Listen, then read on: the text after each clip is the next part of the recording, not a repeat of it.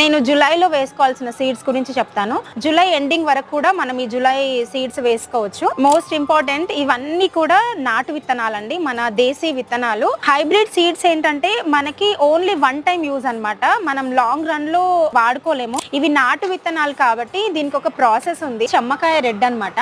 Seeds చూసారు కదా, ఇంత లావుగా ఉంటాయి అన్నమాట.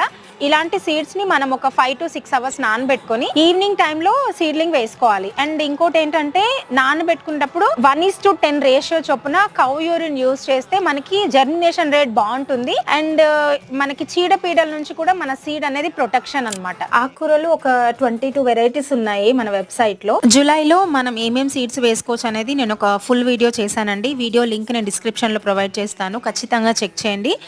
సో ఇలాంటి మరిన్ని ఇన్ఫర్మేటివ్ వీడియోస్ కోసం మన ఛానల్ ని సబ్స్క్రైబ్ చేయండి. నేను జూలైలో వేసుకోవాల్సిన సీడ్స్ గురించి చెప్తాను. జూలై ఎండింగ్ వరకు కూడా మనం ఈ జూలై సీడ్స్ వేసుకోవచ్చు.